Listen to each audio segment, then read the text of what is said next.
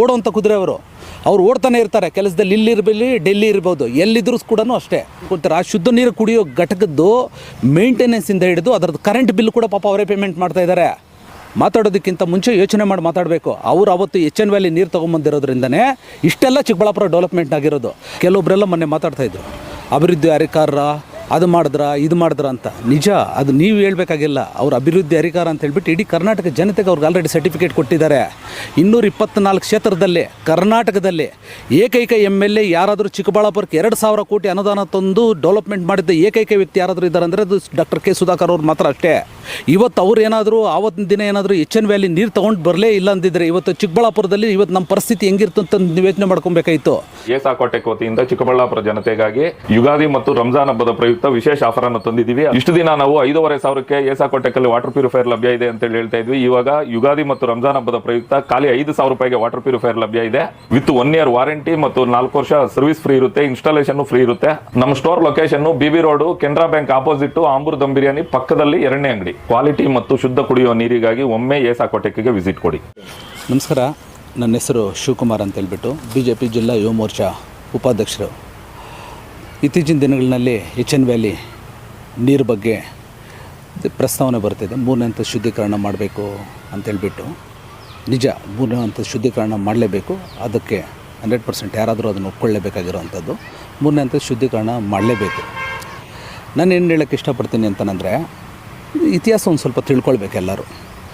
2000ದ ಇತಿಹಾಸ ಅಂದರೆ ಒಂದು 10 ವರ್ಷಗಳ ಹಿಂದೆಗಡೆಗೆ ಹೋಗಿ ಇದರ ಬಗ್ಗೆ ಯೋಚನೆ ಮಾಡೋದಾದರೆ, ಆವಾಗ ನಮ್ಮ ಚಿಕ್ಕಬಳ್ಳಾಪುರ ಬರಪೀಡಿತವಾದಂಥ ಪ್ರದೇಶ ಆಗಿತ್ತು, ತಾಲೂಕಾಗಿತ್ತು.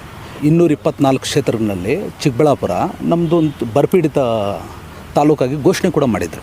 ದಯವಿಟ್ಟು ಅದನ್ನು ತಾವೆಲ್ಲ ಅರ್ಥ ಮಾಡ್ಕೊಬೇಕಾಗಿತ್ತು. ಆ ಸಂದರ್ಭದಲ್ಲಿ ಸುಧಾಕರ್ ಅಣ್ಣವರು ಎನ್ ವ್ಯಾಲಿ ನೀರು ತೊಗೊಂಬರ್ತಾರೆ ಚಿಕ್ಕಬಳ್ಳಾಪುರಕ್ಕೆ.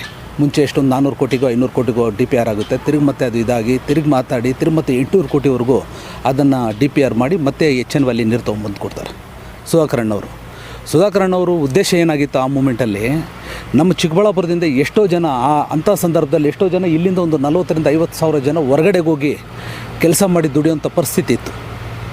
ಅದಾದಮೇಲೆಯಿಂದ ಆ ಸಂದರ್ಭದಲ್ಲಿ ಅದೇ ಏನಾದರೂ ಎನ್ ವ್ಯಾಲಿ ನೀರು ಬರೆದಿರೋ ಇದ್ದಿದ್ದರೆ ಅದೇ ಸಂದರ್ಭದಲ್ಲಿ ಇನ್ನೊಂದು 2,000 3 ಸಾವಿರ ಜನರವರೆಗೂ ಆತ್ಮಹತ್ಯೆ ಮಾಡ್ಕೊತಾ ಇದ್ದಾರೆ ರೈತರು, ಬ್ಯಾಂಕ್ನಲ್ಲಿ ಸಾಲಗಳೆಲ್ಲ ಮಾಡಿಬಿಟ್ಟು.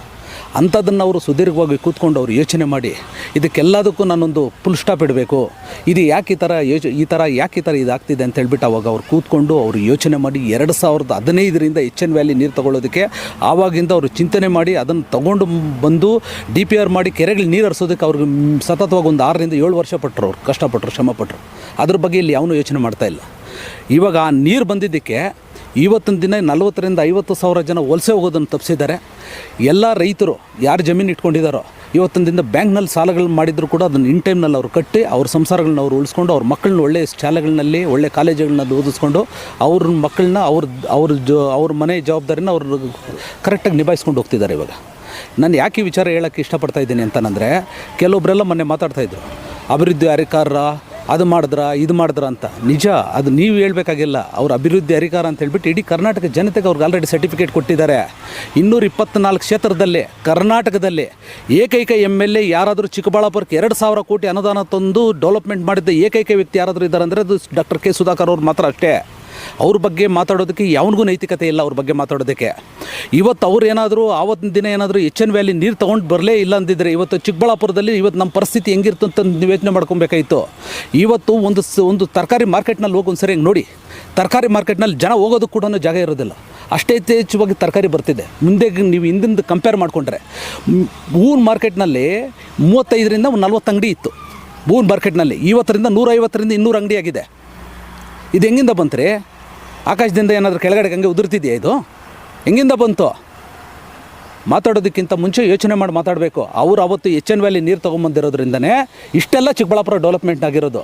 ಹಿಂದಿನ ವರ್ಷ ಚಿಕ್ಕಬಳ್ಳಾಪುರ ಉತ್ಸವದಲ್ಲಿ ನಮ್ಮ ಚಿಕ್ಕಬಳ್ಳಾಪುರಕ್ಕೆ ಫಲಪುಷ್ಪ ನಗರಿ ಅಂತೇಳ್ಬಿಟ್ಟು ಒಂದು ಹೆಸರು ಕೂಡ ಕೊಡ್ತಾರೆ ರೀ. ಫಲಪುಷ್ಪ ನಗರಿ ಅಂತಂದರೆ ಏನು, ಅಷ್ಟು ಯಥೇಚ್ಛವಾಗಿ ನಾವು ಹೂ ಬೆಳೀತಾ ಇದ್ದೀವಿ. ಇವತ್ತು ಅಷ್ಟೊಂದು ರಫ್ತು ಮಾಡ್ತಿದ್ದೀವಿ ನಾವು ಅದನ್ನು. ಹಾಗಾಗಿ ದಯವಿಟ್ಟು ತಾವೆಲ್ಲ ಅರ್ಥ ಮಾಡ್ಕೊಬೇಕು. ಸುಧಾಕರ್ ಅಣ್ಣನ ಬಗ್ಗೆ ಟೀಕೆ ಮಾಡೋದು ಬಿಡಿ. 3ನೇ ಹಂತದ ಶುದ್ಧೀಕರಣ ಮಾಡಬೇಕು, 100% ಮಾಡೋಣ. ಅದಕ್ಕೆ ಏನು ಬೇಕೋ ಹೋರಾಟ ಮಾಡೋಣ, 100% ಮಾಡೋಣ. ಅದ್ರ ಬಗ್ಗೆ 2ನೇ ಮಾತೇ ಇಲ್ಲ. ಅದನ್ನು ಬಿಟ್ಬಿಟ್ಟು ಸುಧಾಕರ್ ಅವ್ರು ನೀರು ಕೊಳಚೆ ನೀರು ತೊಗೊಂಬಂದರು ಅಂತಾರಂದರೆ ಕೊಳಚೆ ನೀರು ತೊಗೊಂಬಂದಿದ್ದಾರೆ ಅಂತ ಹೇಳ್ಬಿಟ್ಟು ಎಲ್ಲಾದರೂ ಸುಧಾಕರ್ ಅಣ್ಣವ್ರು ಯಾವತ್ತಾದರೂ ಹೇಳಿದಾರ ಈ ನೀರು ಕುಡಿಯೋಕ್ಕೆ ಯೋಗ್ಯಯುಕ್ತವಾಗಿದೆ ಅಂತ ಹೇಳ್ಬಿಟ್ಟು ಎಲ್ಲಾದರೂ ಸುಧಾಕರ್ ಅಣ್ಣವ್ರು ಸ್ಟೇಟ್ಮೆಂಟ್ ಕೊಟ್ಟಿದ್ದಾರಾ? ಯಾರಾದರೂ ಕೊಟ್ಟಿದ್ದಾರಾ? ಸುಧಾಕರ್ ಅಣ್ಣವ್ರು ಎಲ್ಲಾದರೂ ಈ ನೀರು ಕುಡಿಯೋದಕ್ಕೆ ಯೋಗ್ಯವಾಗಿದೆ ಅಂತ ಎಲ್ಲಾದರೂ ಕೊಟ್ಟಿದ್ರೆ ಹೇಳಿ. ಎಲ್ಲಾದರೂ ಕೊಟ್ಟಿದ್ದಾರೆ. ಯಾಕ್ರಿ ಸುಮ್ಮನೆ ಈ ಥರ ಅಪಪ್ರಚಾರ ಮಾಡಿ ಒಬ್ಬ ಅಭಿವೃದ್ಧಿ ಮಾಡೋವಂಥ ವ್ಯಕ್ತಿ ಬಗ್ಗೆ ಈ ಥರ ಯಾಕೆ ಅಪಪ್ರಚಾರ ಮಾಡ್ತೀರಾ? ನಿಮ್ಗೆ ಇನ್ನೊಂದು ಮಾಹಿತಿ ಕೂಡ ಗೊತ್ತಾಗಬೇಕು. ನಾನು ಹೇಳ್ತಾ ಇದ್ದೀನಿ ಮೀಡಿಯಾ ಮುಖಾಂತರ, ಸುಧಾಕರ್ ಅಣ್ಣವರು ಎಚ್.ಎನ್. ವ್ಯಾಲಿ ನೀರು ತೊಗೊಂಬಂದಾದ್ಮೇಲಿಂದ ಬಸವರಾಜ ಬೊಮ್ಮಾಯಿ ಸಾಹೇಬ್ರು ಇದ್ದಾಗ DPR ಕೂಡ ಮಾಡಿಸ್ತಾರೆ, 3ನೇ ಹಂತ ಶುದ್ಧೀಕರಣ ಮಾಡಬೇಕಿದ್ದನ್ನು ಅಂತ ಹೇಳ್ಬಿಟ್ಟು. ಹಂಗೇನಾದರೂ ಇದ್ದಿದ್ರೆ ಅವ್ರು ಎಂತಕ್ಕೆ ಮಾಡಬೇಕಾಯಿತು? ನನ್ನ ಜನ ಚೆನ್ನಾಗಿರಬೇಕು ಅಂತ ಹೇಳ್ಬಿಟ್ಟು ಇಡೀ ಊರಿನಲ್ಲಿ ಶುದ್ಧ ಕುಡಿಯೋ ನೀರು ಘಟಕ ಹಾಕ್ತಿದ್ದಾರೆ ರೀ. ನಿಮ್ಗೆ ಯಾವ ಯೋಗ್ಯತೆ ಇದೆ ಅಂತ ಹೇಳ್ಬಿಟ್ಟು ನೀವು ಮಾತಾಡ್ತಾ ಇದ್ದೀರಿ ಸುಧಾಕರ್ ಅಣ್ಣನ ಬಗ್ಗೆ? ಅಲ್ಲ, ಎಚ್.ಎನ್. ವ್ಯಾಲಿ ನೀರು ಬಂದಿರೋದು ಒಂದು ಕಡೆ ಇದ್ದರೆ ಶುದ್ಧ ಕುಡಿಯೋ ನೀರು ಘಟಕನ ಒಂದು ಸರಿ ಹೋಗಿ ನೋಡಿ, ಎಲ್ಲೆಲ್ಲಿದೆ ಸುಧಾಕರ್ ಅಣ್ಣಂದು ಟ್ರಸ್ಟ್ನಿಂದ ಇದೆ ಅಂತ ಹೇಳ್ಬಿಟ್ಟು ಹೋಗಿ ಒಂದು ಸರಿ ನೋಡಿ. ಕರೆಂಟ್ ಬಿಲ್ ಕೂಡ ಆತನೇ ಕಟ್ತಾ ಇದ್ದಾನೆ ರೀ. ನಿಮ್ಗೆ ಗೊತ್ತಿಲ್ಲ, ಮಾಹಿತಿ ಕೊರತೆ ಇದೆ ಅಂತ ಅನ್ಕೊಳ್ತಾರೆ. ಆ ಶುದ್ಧ ನೀರು ಕುಡಿಯೋ ಘಟಕದ್ದು ಮೇಂಟೆನೆನ್ಸಿಂದ ಹಿಡಿದು ಅದರದ್ದು ಕರೆಂಟ್ ಬಿಲ್ ಕೂಡ ಪಾಪ ಅವರೇ ಪೇಮೆಂಟ್ ಮಾಡ್ತಾ ಇದ್ದಾರೆ. ಸೋತೋಗಿದ್ದಾರೆ. ಮೊನ್ನೆ ಅವ್ರಿಗೆ ಈ ನೆಸಿಟಿನೇ ಇಲ್ಲ ಇರೋ ಲೆಕ್ಕದಲ್ಲಿ ಹೇಳಬೇಕು ಅಂತಂದರೆ. ಅವ್ರು ಸೋತ್ಲಿ ಇರಲಿ, ಜನರಿಗೋಸ್ಕರ ನಾನು ಇದ್ದೀನಿ, ಜನರಿಗೋಸ್ಕರ ದುಡಿತೀನಿ, ಜನರು ನನ್ನ ಹೃದಯ ಮಿಡಿತ ಕೂಡ ಜನರಿಗೋಸ್ಕರನೇ ಬದುಕ್ತೀನಿ, ಜನರಿಗೋಸ್ಕರನೇ ಇದ್ದೀನಿ, ಜನರಿಗೋಸ್ಕರನೇ ಪ್ರಾಣ ಕೊಡ್ತೀನಿ ಅಂತ ಹೇಳೋ ವ್ಯಕ್ತಿ ಆತನ ಬಗ್ಗೆ ಮಾತಾಡೋ ಅಷ್ಟು ಯೋಗ್ಯತೆ ನಿಮಗಿಲ್ಲ ಯಾರಿಗೂ. ದಯವಿಟ್ಟು ಆತನ ಬಗ್ಗೆ ಮಾತಾಡೋದನ್ನ ಬಿಡಿ. 2015ನಲ್ಲಿ ಸುಧಾಕರ್ ಅಣ್ಣವ್ರು ನೀರು ತಂದು ಇವತ್ತೊಂದು ಅಂತರ್ಜಲ ವೃದ್ಧಿ ಮಾಡಿ ಇವತ್ತಿನ ದಿನ ರೈತರು ಯೋಗಕ್ಷೇಮವಾಗಿ ಬದುಕ್ತಾ ಇದ್ದಾರೆ ರೀ. ರೈತರು ಇವತ್ತು ರೈತರ ಮಕ್ಕಳು ಇವರು ಒಬ್ಬೊಬ್ಬರು ಇವಾಗ ಡಾಕ್ಟ್ರು, ಇಂಜಿನಿಯರ್ನ ಓದಿಸ್ತಾ ಇದ್ದಾರೆ ರೀ. ಉದಾಹರಣೆ ಯಾರು ಬೇಡ, ನಮ್ದು 7 ಬೋರ್ ಇತ್ತು. ನಮ್ಮದು 7 ಬೋರ್ನಲ್ಲಿ 2015ರಲ್ಲಿ 2 ಬೋರ್ ಹೊಡಿತಿತ್ತು. ಇವತ್ತು ನಮ್ಮದು 7 ಬೋರ್ ನೀರು ಹೊಡಿತಿದೆ. ಕೆರೆಗೆ ನೀರು ಬಂದಾದ್ಮೇಲಿಂದ 7 ಬೋರ್ ನಮ್ಮ ನೀರು ಹೊಡಿತಿದೆ. ಇವತ್ತು ಅದರಿಂದ ಇವತ್ತು ನಾನು ದ್ರಾಕ್ಷಿ ಬೆಳೀತಿದ್ದೀನಿ, ಹೂವು ಹಾಕಿದ್ದೀನಿ, ಎಲ್ಲ ನಾವು ಬೆಳೀತಿದ್ದೀವಿ ಈಗ ನಮ್ಮ ತೋಟದಲ್ಲಿ. ಅದ್ರ ಬಗ್ಗೆ ನಿಮಗೆ ಯೋಚನೆ ಮಾಡೋ ಇದಿಲ್ಲ, ಎಷ್ಟು ನೀರು ವೃದ್ಧಿ ಆಗಿದೆ ಏನಾಗಿದೆ ಅಂತ ಹೇಳ್ಬಿಟ್ಟು. ನಮ್ಮ ಸಂಸದರು ಎಲ್ಲಿದ್ದರೂ ಕೆಲಸಗಾರ್ರಿ. ಇವಾಗ ನೋಡಿ, ಘಾಟಿ ಸುಬ್ರಹ್ಮಣ್ಯಕ್ಕೆ ಮೊನ್ನೆ 184 ಕೋಟಿ ಅನುದಾನ ತಂದಿದ್ದಾರೆ. ಮುಂದಿನ ತಿಂಗಳು ರಿಲೀಸ್ ಮಾಡ್ತಿದ್ದಾರೆ ಫಂಡು. ನಮ್ಮ ಸಾಹೇಬರು ನಮ್ಗೆ ಯಾವತ್ತಿದ್ರು ಕೆಲಸ ಮಾಡೋರು. ಅವರು ಓಡೋ ಕುದುರೆ. ಅವರು ಯಾವತ್ತಿದ್ರು ಕೂಡ ಕೆಲಸದಲ್ಲಿ ಓಡೋವಂಥ ಕುದುರೆ. ಅವ್ರು ಓಡ್ತಾನೆ ಇರ್ತಾರೆ ಕೆಲಸದಲ್ಲಿ. ಇಲ್ಲಿರ್ಬಲ್ಲಿ ಡೆಲ್ಲಿ ಇರ್ಬೋದು, ಎಲ್ಲಿದ್ದರೂ ಕೂಡ ಅಷ್ಟೇ.